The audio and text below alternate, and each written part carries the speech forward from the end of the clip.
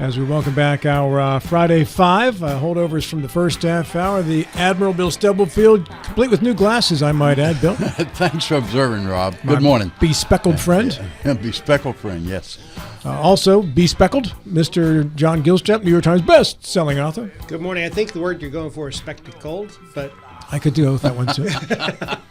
Speckled is a little different. Sort of Otherwise, like a Holstein cow. I was going to say, or a robin or a bird of some sort. I understand I just took down a lot of Christmas decorations, so it's entirely possible that I'm speckled. You could be bespeckled, Glittered, too. that's right. Or bespoke. Mr. Michael Carr, longest tenured member of our crew. Good morning, sir. Good morning. Complete with audio now, correct? Yeah, I can hear. Very good. Mr. Lawrence Schultz, attorney at law. Great to be here. Via telephone, Mr. Joseph Joey Torts Ferretti. Good morning, fellas. And Bill, I don't care what the others have said. I like your new glasses. Well, you're a good man, Joe. I can always depend upon you have been kind and considerate and understanding. Anything else, Rob? I think you said it all. You in Georgia this morning, Joe? I am, and it's pretty cold down here, 28 degrees. But I did look. I always check how things are in West Virginia, and I see that in Snowshoe this morning it's 3 degrees. 3? It's very cold. I don't even like to hear that. Yeah. This is National Nothing Day. I'm a winner. Moving on. I think it still would be worse to be a loser. Yes, National Nothing Day is an unevent proposed in 1972 by a columnist by the name of Harold Pullman Coffin, Coffin. And it's been observed annually since 1973. And this is also the anniversary of the date when the final vote was cast to enact prohibition in the country. Yay, said organized crime. Now we have something to do. Yes. Nothing in this country. There is no event bigger than prohibition to give organized crime the funding that it needed to further infiltrate everything in the United States of America and otherwise than prohibition. I don't know about organized crime, but it wasn't so bad for West Virginia shine makers either. And it created the cocktail, a way to disguise the horrible flavor of the moonshine with orange juice and stuff. Yeah. Yeah. It is time to get rocking here with that and issue number 1 via telephone and the state of Georgia. Mr. Joseph Joey Torts Ferretti. Well, in honor of Nothing Day, I'll attempt to lead off with the first segment here. Thank you. I noticed that in our exchange of ideas yesterday, Rob, there was some focus on, of course, what's going on in Minnesota. So I'm going to not entertain that subject. I'll leave that to others to discuss, and I'm sure they're prepared to do so. So I'm going to take us to foreign affairs with the current administration. We have seen the, I think can be argued, pretty successful snatch and run operation in Venezuela that took place. But there have been a number of other foreign affair issues that have been on the radar recently for our government. And I think it's perhaps maybe cause for a little concern, and I think politically it has some ramifications. In Nigeria, just a month ago, there were actual airstrikes by our military in northwest Nigeria under the claim that militant groups there were persecuting Christians. There were airstrikes in Syria against ISIS targets in both December and here just recently in January. And, of course, that was in retaliation for a couple killings that took place in Syria of people affiliated with the U.S. The president has announced recent threats against the countries of Colombia and Cuba on the heels of what happened in Venezuela, arguing that their governments in those respective countries are untenable at the moment. He's also suggested that it may be necessary for military strikes in Mexico over the conduct of drug cartels. And, of course, we have this ongoing saga with Greenland, which came to a head this week when the Danish foreign minister and the foreign minister for Greenland arrived in Washington, D.C. to meet with our Vice President and Secretary of State Rubio to discuss Trump's desire to take the country. He has said repeatedly now that we got to have it. It's necessary for our for security purposes, and that the White House has suggested that all options for taking Greenland are on the table, including military options. And as a natural response, there have been some troops now sent to Greenland from other NATO countries in preparation for what could be a military operation against that country.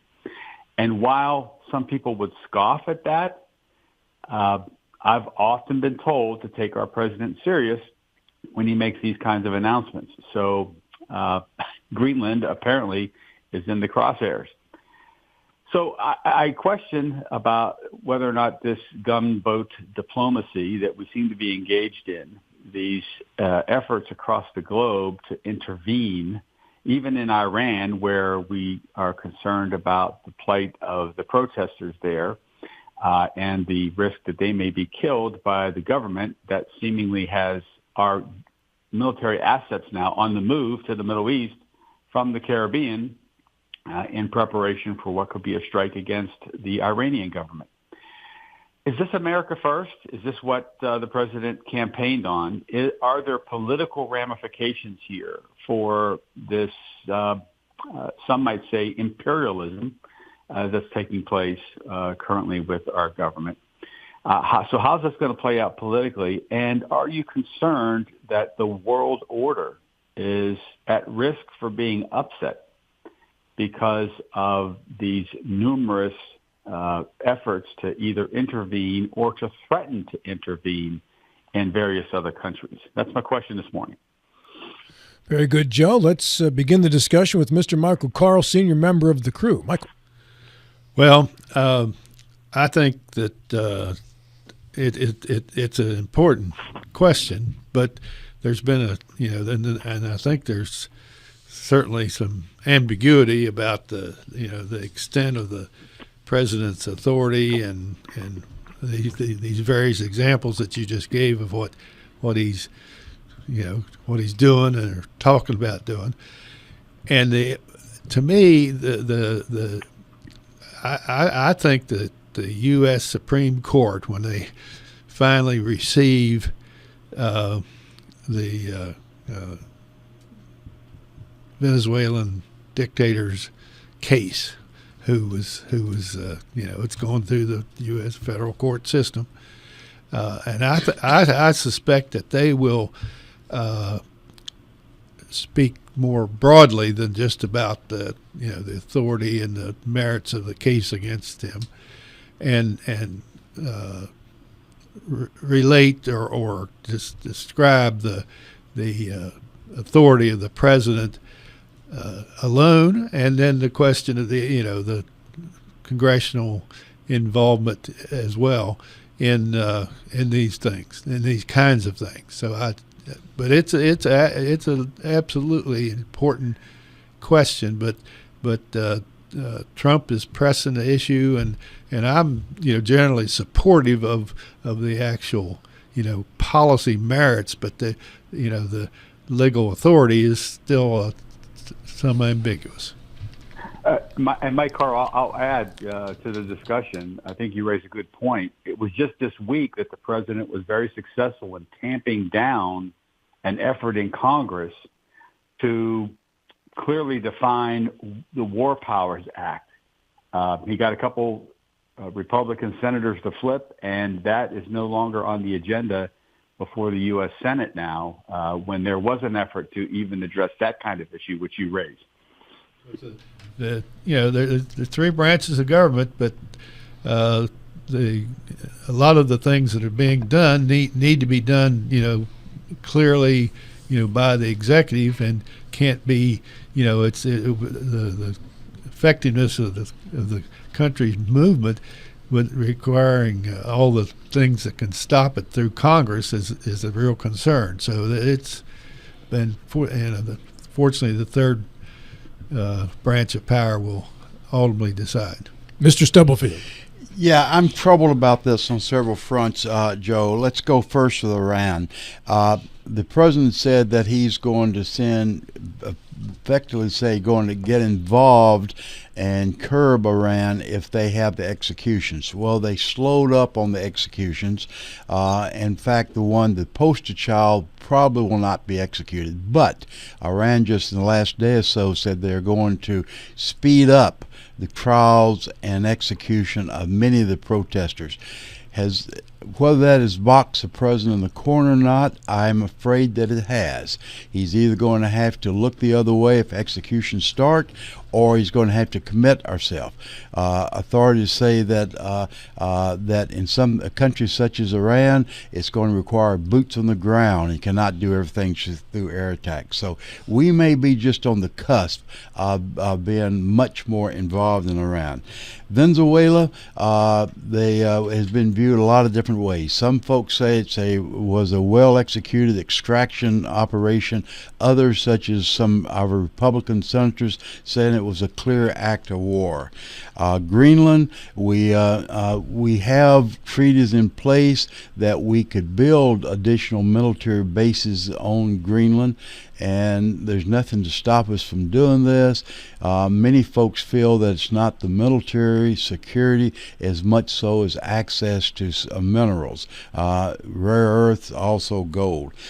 So there's a lot of things that are being done right now. I think it's kind of a flip of the coin. We may go through this unscathed, or there's several traps that we get really muddled down in. So it's something to be watching. The Supreme Court, Mike Carl frequently invokes the Supreme Court here. The Supreme Court looks at only the U.S. affairs. It does not take into account the international affairs, the international repercussion. That is an international court, and the issues have not been referred recently to the international court. In times past, the international court has not looked favorably on some of the U.S. action. Mr. Gilstrap. There are a couple of facets to all of this. So knock out anything that has to do with the war on drugs, I'm supportive of. We've been having this, again, stealing from Matt Harvey, we've been having this pillow fight on drugs now for decades. And it's a killer of Americans. It's a direct threat to America. And anything we can do, whether it's attacking sites in Venezuela or attacking sites in Mexico, I think that it's time that we take the words of the war on drugs seriously. Bad guys have been hiding behind, essentially, to hide in a sovereign nation and declare that you are somehow immune from the murders that you're committing in the United States because you're hiding behind the flag of a sovereign nation. It goes along the lines of terrorists hiding in a hospital in Gaza or any place else. That you can't take us out because of technicalities, big technicalities. I mean, sovereign land is sovereign land. But we are the world's superpower, and we do have this problem, and I don't have any issue whatsoever with whatever we do regarding the war on drugs. So kind of push that out of the way. That takes care of Venezuela and Mexico and the others. I just don't have a problem with that. I don't get Greenland. I don't understand the focus of it. We have militarily, we have everything we need there, and full access to build more. I kind of like the idea. It's my climate. I wouldn't mind moving to the state of Greenland just because it never gets hot there. Going into Iran is an exporter of terror. I'm not a strategist on these things. I don't think we're looking at a boots on the ground operation. I think we're looking at missile strikes on command and control centers. Iran has dangled out there the fact that they are rebuilding their nuclear capabilities even after the strike that we did back in April, I guess. And if that's the case, that's fine. We just go and we hit them again. The world order, probably since the 60s, certainly since the late 80s, the world order has sloughed all in the direction in the favor of our enemies. China has been in a silent war with us like forever. Russia has never stopped being in a silent war with us. And we've been in a kind of appeasement mode for decades. And I think a little saber rattling doesn't hurt. I think it needs to be controlled. But the whole taking over of Greenland is a head scratcher for me. Mr. Schultz. Yes, I'll focus on Iran for a moment to simply say that, yeah, there are security concerns for the United States in Iran's upheaval. There are also security concerns for average Americans with another forever war. And we've gotten into any number of these in a number of places not very far from Iran, and they always seem to work out the same way. We send home a bunch of people who have been in our military and served honorably, and they come home, and their lives are forever turned upside down. And what do we get for that? I'm not sure that betting the lives of these honorable veterans puts us in any better position than we were before. And I don't think that we need to start this same cycle over again. And there have been presidents of both parties who've started these kinds of wars. And so it's not really, in my view, a political thing so much as it is let's remain strong but be a little careful about sending our troops to places where we know from past experience even a win is extremely costly. Then I would also talk about, just briefly, Greenland. This is our NATO alliance. Denmark is part of NATO. Who's got any benefit, or who could get any benefit from crumbling NATO or causing a big rift in NATO? There's one guy I can think of immediately, Vladimir Putin. He's going to love that if the European Union starts saying, hey, you know what? Why don't we just forget this whole NATO thing? Or why don't we begin to adjust our positions on it? We don't get to take another country or another territory from another country. If Greenland is a territory of Denmark, we don't get to do that. And especially not just to get rare earth minerals or whatever it is that Mr. Trump believes that we can get. And if we do it, then we're signaling a change in NATO that may be very difficult to rebuild. Back to you, Joe. Mr. Ferretti? Well, I think there's a couple underlying currents here that are cause for concern. I think it was earlier this week when a couple of reporters from the New York Times sat down with the president and discussed a wide range of issues, one of them being international affairs, foreign affairs. And the president essentially said that he really doesn't recognize international law, international courts, or the international world order. He said that his powers in conducting foreign affairs and use of the military are guided only by his own morals. That's a pretty dangerous statement to make. And I'm concerned that in an administration that withdraws from treaties, that does not recognize the jurisdiction of international courts, that looks at historical alliances that date back 75 years like NATO, and really thumbs its nose at NATO to the point where we are currently threatening a NATO ally. I'm concerned that how these foreign affairs are being conducted are too unilateral, too focused on the military might of this country and our capabilities. And I fear that the successful snatch and grab in Venezuela has only emboldened our president in terms of the capabilities this country has.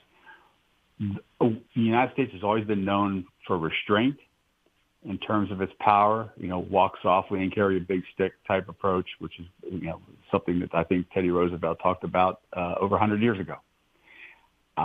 I don't see this president adhering to that sort of ideal. I see him being more adventuresome, and that is a concern. And secondly, if history is any guide, when President Nixon in the 70s was conducting the Vietnam War and expanding it to Cambodia without any input from Congress, the result in 1973 was the War Powers Act that was just debated this week.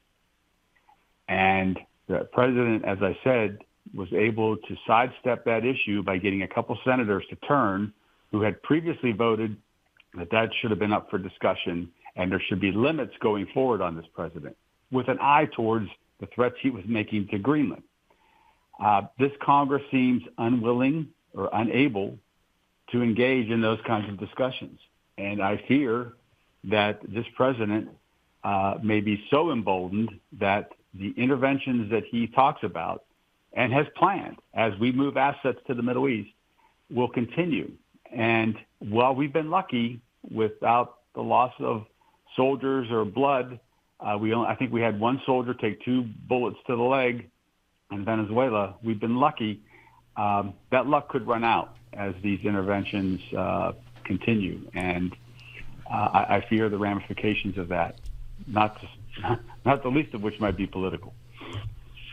I think that the international courts, and I'm not a lawyer, I'm not suggesting that international lawlessness here, but I think we also have to acknowledge that the international courts have proven themselves to be primarily a political organization. The war crimes accusations against Bibi Netanyahu and there's an overextension. There's reason not to abide or be concerned about what the international courts say, in my view. And I think that in terms of the Venezuela incident, I don't even know where the War Powers Act comes in. It was over and done with in 2 hours. I mean, by the time the Congress was notified, it was done, and he had 48 hours to do it.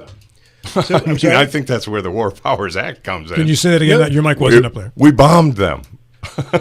We bombed their civilian areas. Yeah, we did. Well, okay. Well, I mean, there were civilian areas who were shooting at us as we were going in to arrest someone. It looks kind of like a war. I mean, it depends. Big flames in the buildings. Go ahead, Bill. Yeah, going back to the international courts, John, it has on several occasions been more than just a political tool. It played a very important role in Serbia-Czechoslovakia conflict. It was without them, it would have been hard. They defined the role of what a prisoner of war would look like. They've added several definitions that have in fact been incorporated by the nations. So it's more than just a political body. I agree, and I'm not suggesting lawlessness, and but there is reason for a president like President Trump, who has a worldview that's somewhat different, to show distrust in them. Not suggesting it's justified. But he's not showing distrust; he's just ignoring them. Same thing. 20 seconds, Joe. Well, my last statement would be: imagine a world where every world leader believes that the exercise of his or her power is only guided by their own morals. Big question I have is this time next year, do you need a passport to go to Greenland or not? Yes. I always enjoy Joe's laugh. Thank you, Joe. They might get their own NFL team. Nice. They'd have to be in the North, AFC or NFC. Maybe Mike Tomlin could be the coach. He's free. He's got time. They'd have to give us draft picks, though. Still got that contract. Joe, it's time to unmute and take over. Okay, Rob. Mansion Ferretti is located at 201 East John Street in downtown Martinsburg. We have attorneys there experienced and knowledgeable about the law to answer your questions regarding personal injury, motor vehicle accidents, or medical negligence claims. You can contact us at 304-264-8505 or visit us on the web at wvjusticelawyers.com. Thank you, Joe. Well done, Thank you. sir. In that one pause you do, we have lawyers that are experienced. I was expecting an inexperienced, and I'm glad it didn't go that way. Yes, we get 50% off on the inexperienced ones. You get a little sale on those this week. Somebody's got to have a first case, and we give them that opportunity. That's awesome. Thanks, John. They don't really do that. A lawyer should have that 50% off deals kind of thing, right? Happy Nothing Day to everybody, by the way, established and observed in 1973. Good to have you all here for that. It's a heck of a celebration. To observe that, we will do Nothing. Thank you, Mr. Gilstrap. I have my nothing tree up. Oh, yeah. Yeah. Doesn't take up much room. No, not at all. Yeah. Welcome back, our Friday crew here. The New York Times best-selling author known as John Gilstrap. Good morning, sir. Good morning. Yeah. When does the book? What's it? February 24th. Scorched Earth. Scorchers. You can order your copy now. How do you get that? Anywhere books are sold. Anywhere books are sold. Very good. And are you doing a signing in Shepherdstown for them? Yes. I think details to follow, but I think it's on February 24th at the Four Seasons Bookshop in Shepherdstown. Very nice. Let's welcome back Michael Carl, too, longest tenured member of our crew. Good to be back. You heard the aforementioned Joseph Joey Torts ready via telephone. Joe, welcome back. Good morning. Attorney at Law Lauren Schultz, good to see you, sir. Good to see you too, and all. Representing Morgan County. And Berkeley and Jefferson. And Route 522 yes. and Route 9. Yeah. And with issue number 2, the Admiral, Bill Stubblefield. Rob, there's a lot of things we can talk about this morning, including the governor's State of the State, which was addressed somewhat yesterday. Joe kind of introduced the subject early in kind of an oblique way about what's happening in Minneapolis. That brings another chain of thought, and that is some of the recent policies or recent statements or recent decisions made by the president. Are they on the slippery slope of the police state? We've referenced this before. Now, I realize this is going to be split very evenly down party lines, and I'm glad my good friend John Gilstrap is here because he's going to push back on all of these statements, which he should do. That's good. But let me list some of the things that have given cause for concern for folks. The recent raid on a Washington Post reporter going into her home, and she was not the subject of any charge, any indictment, but went into her home and confiscated all of her tablets, telephones, and the like. The doubling or nearly tripling the number of ICE agents. Unlike other police units, allowing the ICE agents to be masked and to basically keep their identity anonymous. That is, I say, very atypical of police units. And the recent shooting of the lady in Minneapolis, even before an investigation was started, even before it was even mentioned, the leadership of the president, head of Homeland Security, the vice president, all came out and said that it was the lady that was shot was a terrorist and acting in terrorist activity. This is before an investigation was even done. Planting distrust to the federal chairman, Federal Reserve chairman, which many have called very dangerous and produce inflation. The intent to denaturalize American citizens who disagree with the ICE policies. We mentioned Greenland earlier, the saber rattling we're seeing with Greenland. And Joe mentioned earlier the fact that the president said he answers to no one other than himself and his own morality. The federalization of the National Guard in California and Oregon and threat of doing so in other states. The threat of reenacting the Insurrection Act, which in our 200 history has only been enacted maybe a few times, very few times. Looking at these in isolation would be troublesome. Looking at these in total is giving pause for alarm with a lot of people. And I use the term police state very guardedly because that would be a end product none of us would want to see, but it's something that would creep up on us slowly and not be kind of one of these one thing puts us in that state. So my question to my colleagues, and especially to John and Mike, is: are the president's policy? Are they moving us toward a dangerous environment that we do not want to approach? Well, John, you've been called out twice, so go ahead and take the first one. All right. A police state is a very interesting term.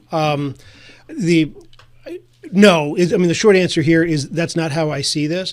Chris Rock, the comedian, quite some time ago, 15, 20 years ago, came out with a video that is titled "How to Keep Your Backside from Being Beat by the Police."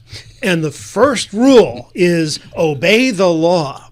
The easiest way not to get involved with all of this is to obey the law. I think it's a step too far to refer to the Minneapolis lady, Ms. Good, as a terrorist. The protester, perhaps. I'm going to talk about that in my segment coming up. The WAPO reporter, she was the one that said she's got 1,600 government people coming to her revealing secrets, and she called herself, in a very long article, the government whisperer. So what was served on her was a warrant to collect her electronic devices, specifically to look for communications with one or two people. I forget the exact details. It's been a while since I read it. One or two people specifically that the government is looking for, and that implied that she had contact with.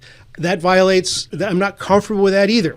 However, it goes back to people breaking the law and hiding behind the First Amendment. Right?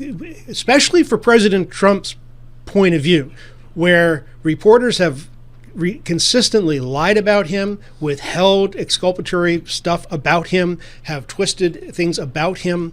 So this administration, I think, is under particular assault, and I understand. I don't know that I support, but I certainly understand a lot of where he's coming from. You threw a lot of stuff out there. I can't possibly address all of them. But in terms of the ICE agents, there is an increase in ICE agents because we had millions of people that were let into the country illegally, that this president won an election overwhelmingly with the promise to get rid of them. And in order to do that, he needs to have more ICE agents. Had the border not been open, like a wide open spigot for 4 years, none of this would be happening. So, actions have consequences. Do I see a police state? No. Do I see an emphasis on enforcing long-standing laws that have not been enforced or that have been laughed at? And I see that being enforced, and I see government agencies at the state and local level pushing back, saying that lawlessness is better than obeying the law. Mr. Ferretti. Did you hear me, Joe? I'm sorry. Rob, I think that the concerns, and there were many expressed by Bill regarding a lot of these issues and the federal government response to them, from 25,000 feet, you just get the sense that the government is inclined to turn the screw. We got problems in the streets of Minneapolis, so the government response is to surge more ICE people in there, to the point now where they outnumber local city police 3-1. When there's concerns about the fact that all these federal employees were getting dismissed or terminated under the DOJ cuts, and they were all in touch with this Washington Post reporter. Her last name is Nathanson, and she was reporting on what was happening there, including concerns that IRS data was being shared with Elon Musk. They turned the screw and go and raid her home when the usual practice for the DOJ is to issue a subpoena first, under the guise of court review, before that action's taken. But not this government. They turned the screw. When these ICE agents are in other major U.S. cities, the president's fond of saying, we're here to capture all the bad guys, the people escaped from the mental institutions in other countries and came here, the criminals. But what they're doing is picking up people who just don't have the papers to prove their citizenship And, oh, by the way, they're picking up U.S. citizens, too, and demanding their papers. They're turning the screw. So I think from an elevated position here, what we see is a government that just seems to ratchet up the tension, ratchet up all the bad feelings that exist between the government and its citizens now, and it's going to lead to even more problems. It's gas on a fire, and that's the concern I think a lot of people have. Mr. Carl. Well, I skip back to agreeing with Mr. Gilstrap in virtually every regard. The current administration is doing its job to protect the country and trying to improve the safety of American citizens from the millions of people that that the prior administration allowed to come in unchecked, and that is so important. I mean, we were invaded, not with guns. They welcomed them in, and they did millions of people, and that is why the Trump administration is making the moves that it's making, and some of the worst spots in Minnesota obviously is now one of them. That's why we need a concentration of ICE there, and we need that they are trying to undo the horrible invasion of enemies that the Biden administration permitted. One thing's for sure. In the winter in Minnesota, you will get a concentration of ice either way. Larry Schultz. Yeah. Let's talk about the horrible invasion of terrible criminals that Mr. Carl was just talking about. Some estimates show that up to 70% of the people that ICE is seizing do not have a criminal record or any kind of violent criminal history. So even if it was a good idea, which we could have a separate debate about, to say we're going in there and we're going to get the worst of the worst, which is what they told us they were going to do, in a lot of cases they're getting the easiest of the easy, not the worst of the worst.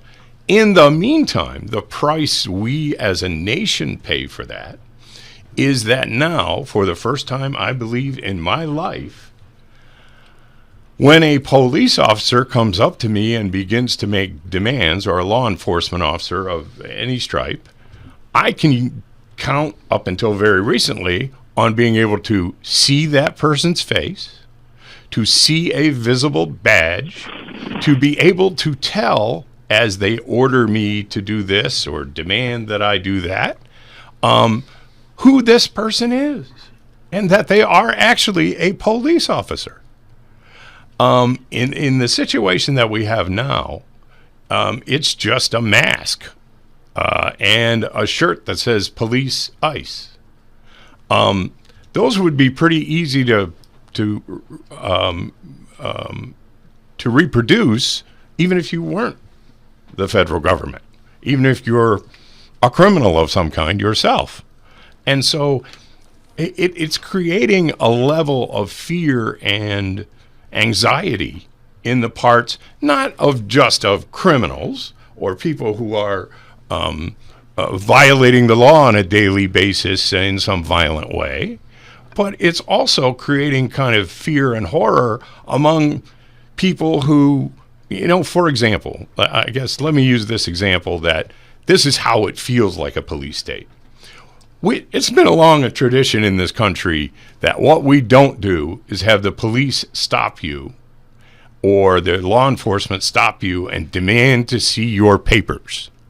But now I know people who are American citizens who look like they might be from another country, who continually walk around with their passport, and they get a real ID from the state they live in when they buy their driver's license. So hopefully they can prove to these police who are demanding to see their papers that they are U.S. citizens. The difficulty with all that is that's what they do in fascist countries, demand to see your papers. You know, we have a much more autonomous system where you have certain freedoms. And if you're an American citizen and the police are demanding to see your papers, even though you're looking around and saying, "What I do? I'm just walking down the sidewalk." If they're demanding to see your papers, that is one of the features of a police state. And so I find it very troubling. Bill, back to you for the final thought. Yeah, I'm picking up on Mike's description, horrible invasion of enemies. The immigrants, I think Larry used 30% of the most had criminal records. I think that's much larger number than I've seen, much fewer than that have criminal records. They have been demonstrated having a positive influence on our economy. It's unfortunately a political issue more than anything else. Issue number 3, Mr. Gilstrap. Yeah. I want to get into the psychology. None of us are psychologists, so psychology with a little p, with a little psi. Why do people leave the safety of their homes and the responsibility for their children and their jobs and all of the things that they have to take care of, and then wander into a violent protest and be surprised when there's violence? Why do people who attend a peaceful protest and as soon as it turns violent start engaging with the police where they cannot win?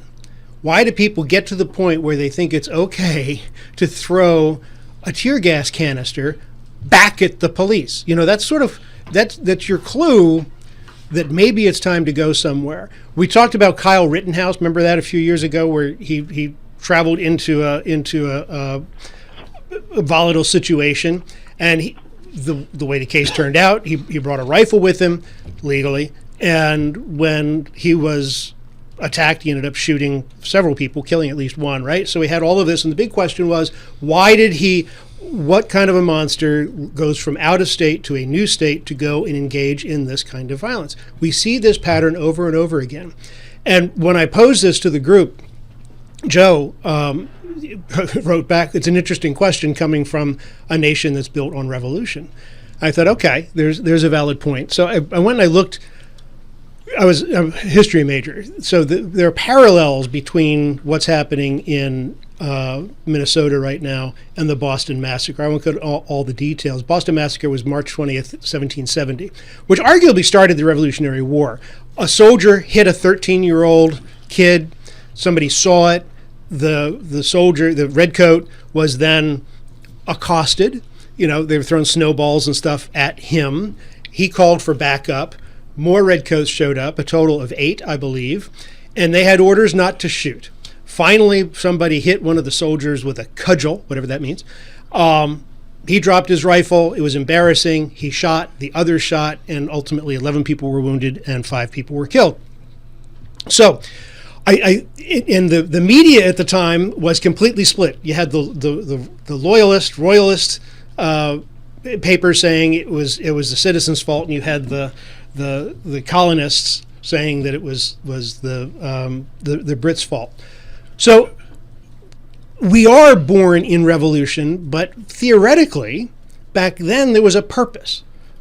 They were protesting to get rid of the British. What is in the minds of these violent protesters, who many of whom are paid, who engage with the police, who are trying to do their job? Now, the individual cop is not a politician. He's not a policymaker. He is the executor of policy.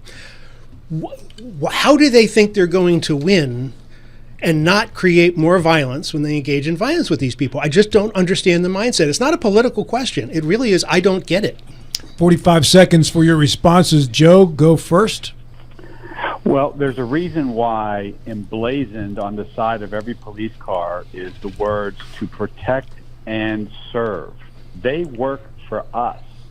So when there are gatherings and demonstrations, the police job, first and foremost, is to secure the safety of the citizens, to make sure that they can peacefully assemble and protest when necessary.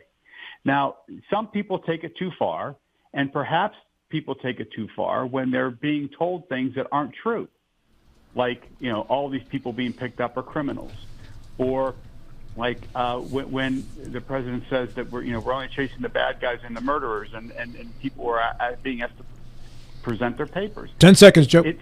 It's all in how the government handles the situation. But I think first and foremost, the government's there to protect and serve. Mike Carl, 45 seconds. There's no question that it is a criminal act to come into the United States without, if you're a foreigner, and without proper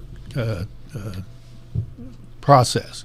And there are millions that did that because of the prior administration, and our national government and its police representatives are doing the right thing to respond to that huge criminality that took place in the last administration. 45 seconds, Bill. Yeah, protests are part of our fabric, historical fabric. Some have turned out quite admirably. Others, such as where World War I veterans marching on D.C. and Persian groups shot at them, is one of the dark spots in our history. But there are many other protests that have been done just what they're supposed to do. Larry, Bill's succinctness has given you an extra minute. Okay. People would leave their homes to attend a protest. Perhaps that's not violent, because they're afraid of the police state that we've been talking about. It's the violent element, though, I want to talk about. And obviously, I oppose anyone on either side using violence. But of course, when we see video after video after video of 3 ICE agents tackling a 17-year-old kid to the ground and kneeling on his spine, he's got no weapon, he's not very big, his violence is not going to, if there is any, is not going to cause any harm. Then people get afraid that if I sit in my house while they're doing this and don't stand up and get counted as someone who opposes it, then there's going to be more of it next week. And so far, even with the protests, there is becoming more every week. So, I understand that you're taking a risk when you go out there, but I think what people are thinking, to answer your question, John, is if I don't stand up, there's going to be danger. There's a difference between a protest where you go and you hold signs and you march and you do all of those things. It's an entirely different thing when you keep the police from doing the thing that they are there to do. They're serving a warrant, they're making an arrest, whatever the case may be. That's obstruction, it's a crime. Hitting the cop is a crime. Those aren't protests. That wraps up segment 3 on the program. Issues 2 and 3. We're back with issues 4 and 5. Mr. Schultz, Mr. Carl on the clock when we return after the break. This in studio with New York Times best-selling author John Gilstrap. Welcome back, sir. Good morning. He is the longest tenured member of our crew, Mr. Michael Carl. Good morning. Retired Admiral, former president of the Berkeley County Commission, Mr. Bill Stubblefield. And good morning, Rob. Via telephone from Georgia, where it's 28 degrees, Joseph Joey Toots Ferretti. Hello, everyone. And with issue number 4, in slightly less muffled tones, the bearded Larry Schultz. I'm going to go back to Minnesota for a moment, cold as it is, on a different sort of topic, I think. Since the death of Renee Good, Minnesota has commenced an investigation of whether there were violations of state law when one Minnesota resident shot another Minnesota resident to death in Minnesota. The federal government appears to have blocked the state from receiving some of the information available to federal officers as they do their investigation. It would seem that if you claim to be states' rights proponent, you must oppose this attempt to block or muzzle state law enforcement regarding potential serious violations of Minnesota law. Because after all, I think we all would agree that if a Minnesotan shoots another Minnesotan, or at the same time, if a Minnesotan hits another Minnesotan with a car, that's a state law question. It may also be a federal question, but it is a state law question. And I don't know of very many cases in my experience where the federal government has said, we're gonna hold back some of this evidence, some of the stuff that our agents found, and do it. And the other thing that's troubling about this, at least to me, and I prefer anybody's else's comment, is that they sort of announced the end of the case when they first announced the case, that she was a terrorist and that she acted in self-defense. That's not the role of the federal government or the state government, to have a non-police official or a non-prosecutor stand up and say, oh, no, there's no case here, or, oh, it was total murder. The job is to independently investigate the case and find out. Now, so if you're a states' rights proponent,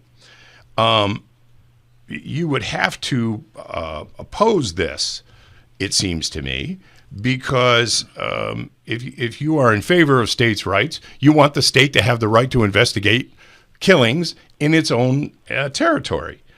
Do you think it might have been better to find the answer to this before strike that?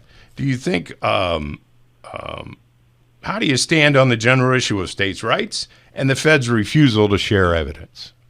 Mike Carl, we're going to you first. Well, first of all, the term states' rights was back when all of us were younger, was to promote racism, and that argument and to preclude the Constitution of the United States in terms of equal rights to be enforced. States' rights is a not in my lifetime, which is longer than anybody in this room, I think, has except Bill, is always been associated with racism. So the advocacy, it's the United States of America, and the need for the United States government and its officials to get involved and not to be precluded for states' rights is overwhelming. Bill, you've been referenced already in this conversation. I have been, Go right ahead, sir. and I would like to respond to Mike, but I'm not really sure I understood what he said. So I'm going. Maybe that was my fault. But how many politicians have we heard during their campaign promote transparency? Transparency is going to be my number one issue. That's something we expect from our government. And one of the basic rights is that we should have transparency. The other thing is we've heard frequently we need to ratchet down or tamp down the harsh rhetoric. What we've seen in Minneapolis, I think it runs counter to both of these.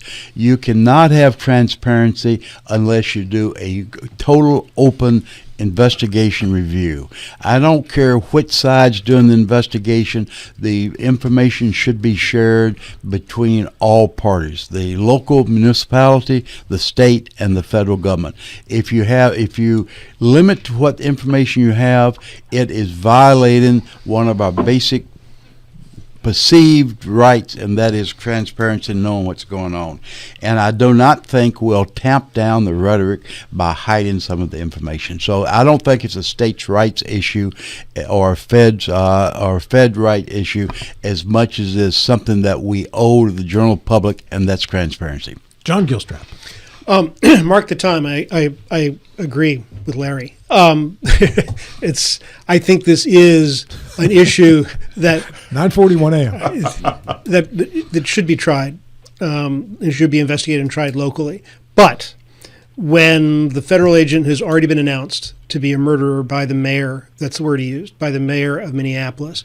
And the governor of Minnesota has already cast judgment. I think that investigation, if it's going to happen, and it should happen, should be by a special counsel. And I think that there should be certainly a change of venue if there's any trial that comes from it. But yes, it does. Every state has. It doesn't matter if it's Minnesotan to Minnesotan. I mean, if it's a Virginian goes to Minnesota and kills somebody, there's going to be a trial. I absolutely agree with that. And it actually works the other way, too. There are a number of cases, I can't come up with the specifics, but they resonate in my head, where a state will try and get a verdict that the federal government doesn't like, the administration doesn't like, and they will find a federal crime nexus to then retry that case in federal court. It goes both ways, and I absolutely think that it should be tried investigated and tried in Minnesota. Joe Ferretti. Well, the way it's supposed to work, and if history's any guide, we've seen this time and again.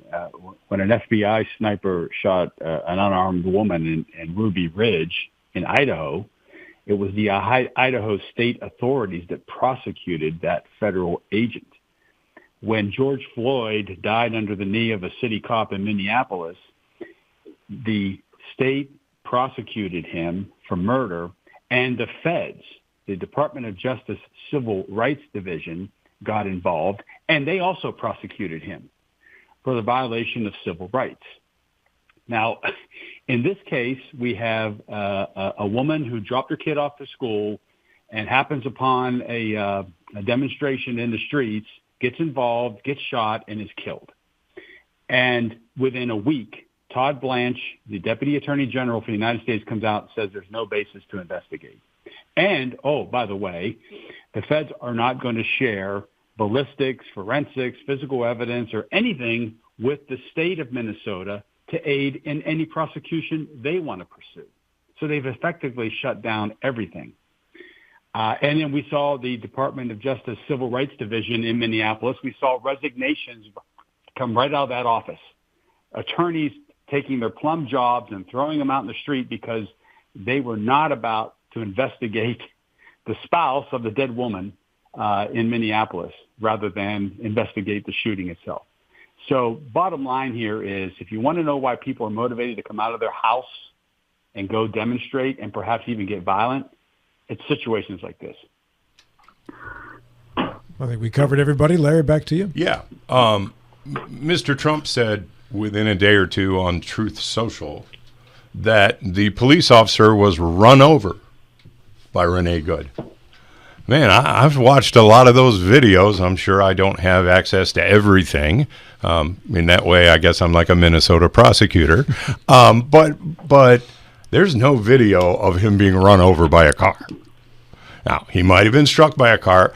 I don't want to judge the facts of the case, though. The real problem with what Trump did is not that he was just apparently dead wrong in his description of it, but that he's judging the facts. That's what juries do. They go in after an open-handed, free and fair investigation, and they consider the facts that have been presented to them by both sides, and they decide. To begin this by saying, well, no, this person was totally innocent. I saw 12 seconds of video, and there's no question. I mean, ballistics could tell us an awful lot. Most people, for example, if the entry wounds were on a certain path through Renee Good's head, entry wounds in the bullet path, versus another, might be able to make a judgment about whether that shot came from in front of the car, which it appears there was only one bullet hole, or right beside her head after the car turned and the final two shots were fired. I don't have dispositive information about this. I'm not saying, but nobody does. You have to study it, and the law enforcement should all be on the same page. If there is a crime here, we must investigate and try it. And because they're making this demonstration of, oh no, we're the feds, it's a different deal, that's the kind of thing, as Joe said, that makes people come out of their homes and protest because they're afraid. I do want to push back, just, and it's a minor point, but this is the kind of nitpicking that can lead to fury. That in the vernacular, to be struck by a car is to be run over by a car. It's not like you're a dog. It's not like the dump, the wheels actually go over. To be struck by a car in the vernacular is to be run over. If that's where you're going to hang, and it's not where you're hanging the case, but if that is where you're hanging the case, that's kind of that's overreaching. Just wanted to throw that out there.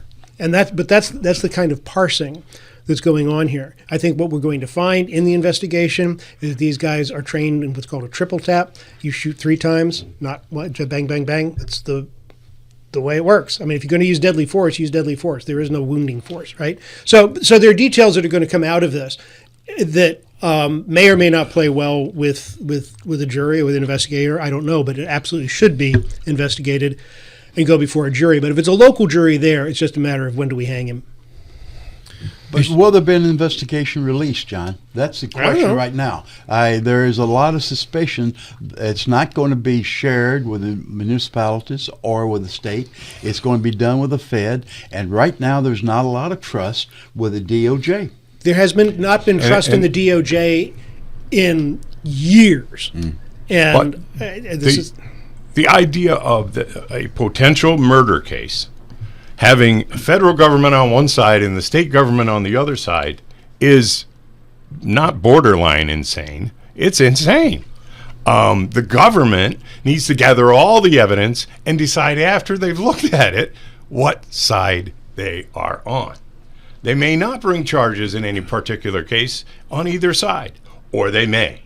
But we do have 2 parallel systems of justice, and they need to be able to operate with all the available facts. On to issue number 5, Mr. Michael Carl.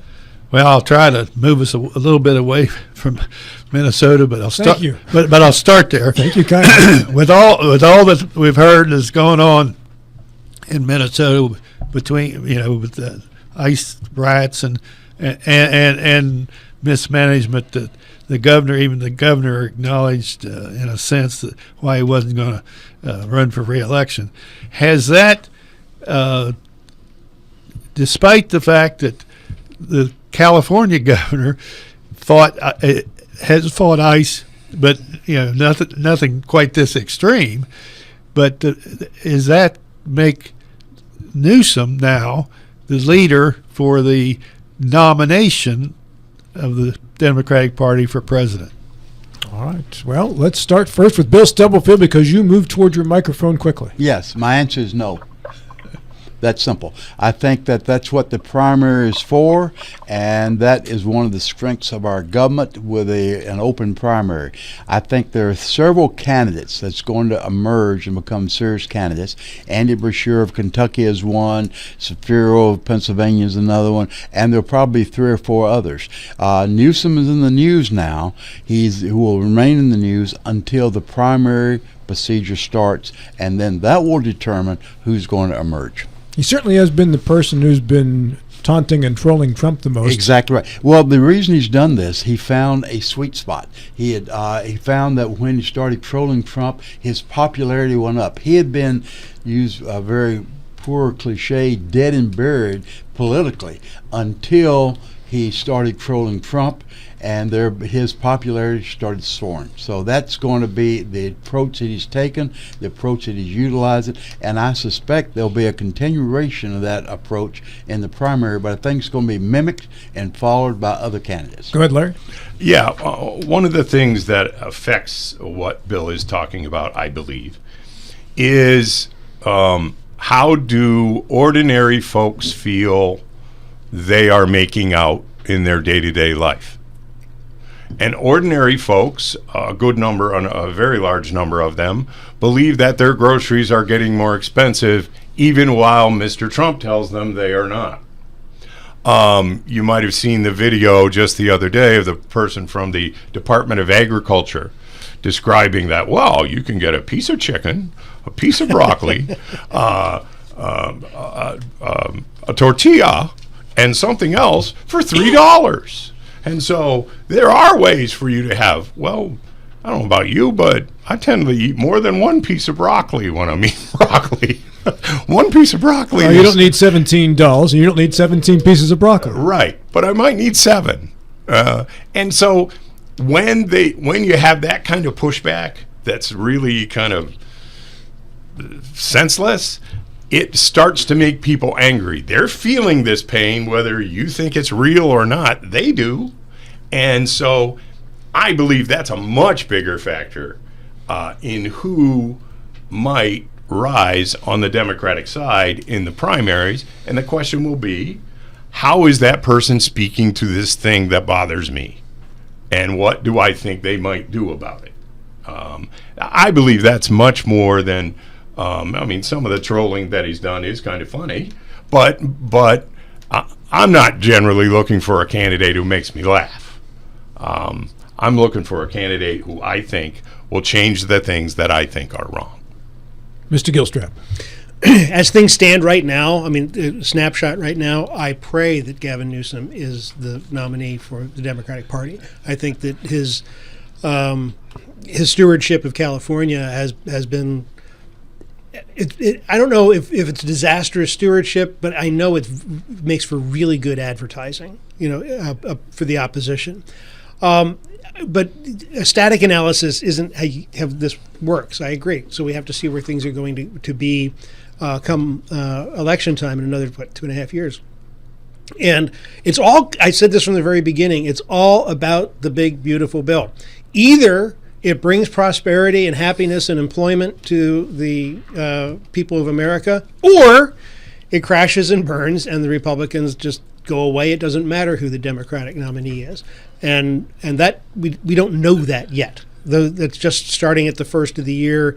The purported benefits of all of that have just started, and we'll see. Joe Ferretti.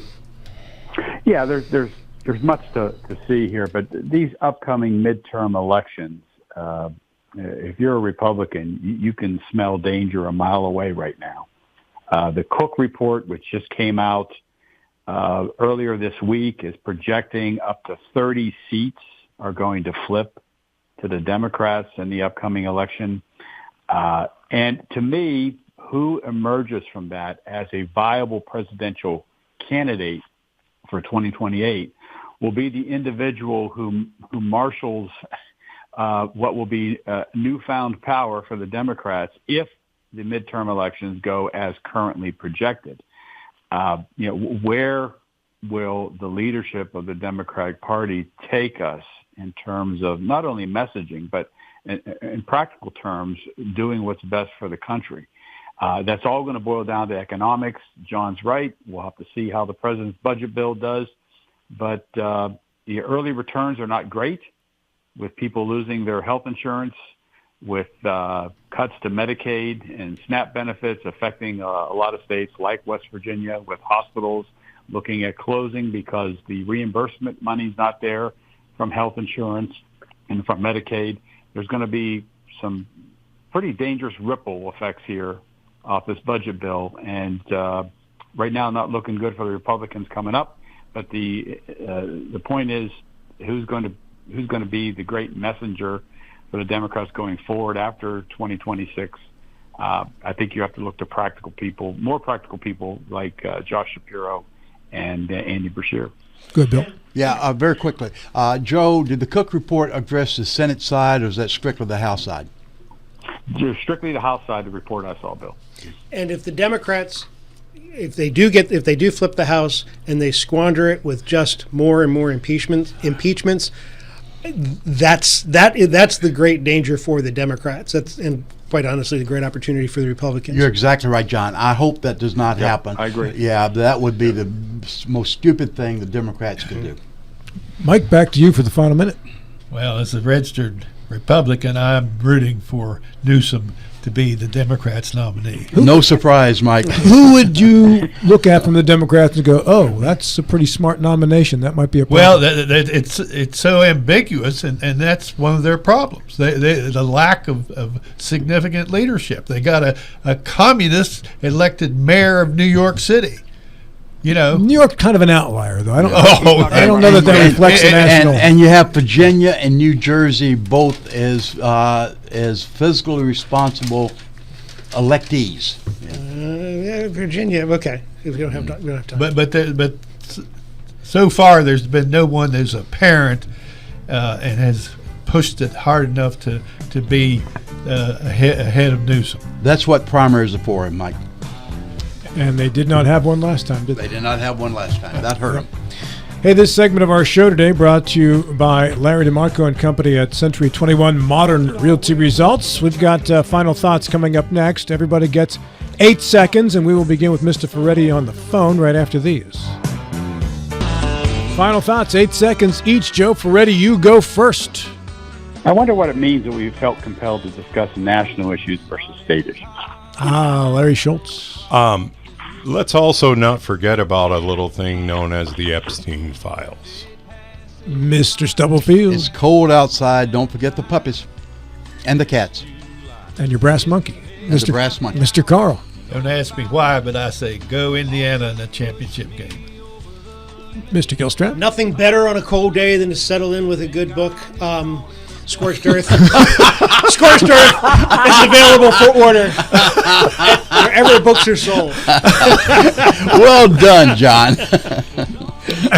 The Dave Ramsey Show is next. Speaking of guys who plug things, this is Talk Radio, WR Martinsburg, and TV 10 will talk again in 70 short hours.